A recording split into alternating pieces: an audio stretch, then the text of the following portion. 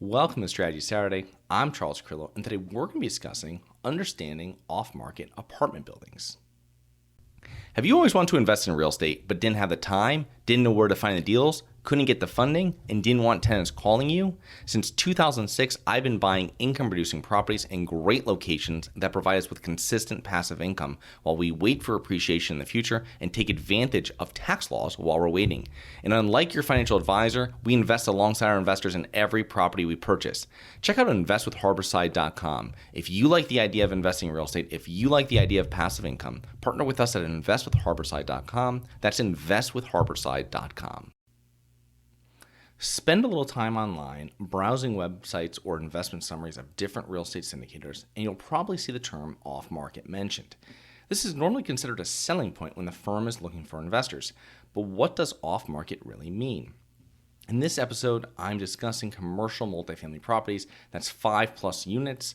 In residential 1 to 4 unit real estate, true off-market deals are much more common than with 5+ apartment complexes.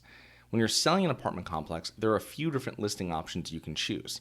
The first is non-exclusive, and this is least popular, so I'll touch on it quickly, but in this listing type, the seller does not agree to sell a property through any particular broker. The seller is merely telling a number of brokers the price he wants and the percentage of commission he is willing to pay. The brokers then start speaking to their clients and try to find a buyer. The problem with this listing agreement is that many potential buyers will be contacted multiple times by multiple brokers. There's only so many of true commercial multifamily buyers out there. Most potential and experienced buyers will then pass on the deal because it is not clear who they should be talking to. When I get contacted by multiple brokers for the same property, I will just usually pass because there is a lot of confusion with non-exclusive deals. And I want to speak to the broker who's, number one, working directly with the seller, not like a second party that got it from that broker. And I want to talk to the broker who has the best relationship with the seller, which you don't really know when you just get sent an email. Now, the second is an exclusive listing that is public.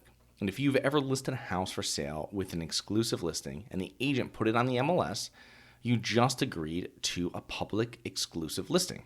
The seller contracts and signs a listing agreement with one broker to sell the property by making marketing through email blasts, USPS mailings, online brokerage websites in hopes of getting the highest and best offer. Makes sense. And just a note here, you never want to have a physical sign placed at your apartment complex when you are selling it. This will create endless problems with tenants, and once the property sells, the new management company will contact the tenants and explain that they are now in charge. Listing agreements, private or public, should mention that no sign will be placed at the property, but it's always an important thing that you need to request and require that it's in that agreement. The third type is an exclusive listing but is kept private. In this scenario, the seller signs an exclusive agreement with one broker to sell their property but wants it sold privately. They do not want to email to tens of thousands of random people.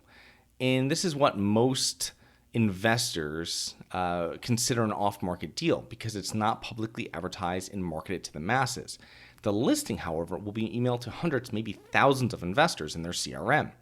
These might be pre-vetted investors or investors that have purchased before or have actually spoken to the broker at their firm, etc. But the listing is still being offered to many investors. Fourth is a true off-market deal, and this is when a buyer contacts a property owner directly and tries to purchase the property or hires a broker to contact a seller to assist in purchasing a property. I was involved with a deal last year where the seller sold us a property since a partner of mine used to work at the firm that was selling it.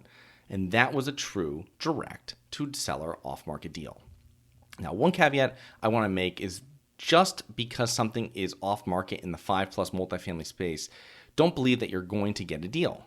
People reach out to me about how to purchase off-market apartment buildings.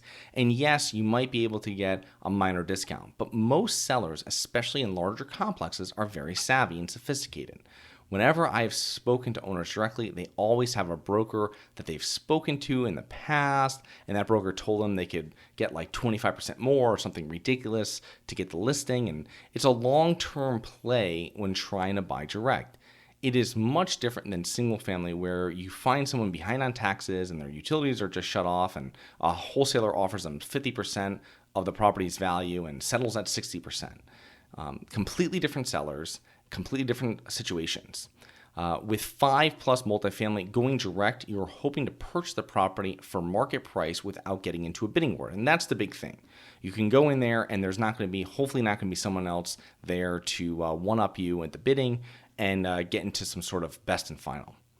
Next time you hear that a property is off market, speak to the operators and find out more details. How did they find the property? Etc. Where did they come across it? My favorite is when I'm told that a property is being purchased off market, but they say they won a best and final offer. And I think to myself, how many other investors were bidding for this property? Not really off market. Keep in mind, though, the biggest investors that purchase the most deals are looking at all deals, public, private, and direct. They are also consistently buying during all portions of the market cycle. And this is one way to be moved to the top of the list when brokers get a private listing. So I hope you enjoyed. Please remember to rate, review, subscribe, submit comments and potential show topics at globalinvestorspodcast.com. Look forward to 2 more episodes next week. See you then.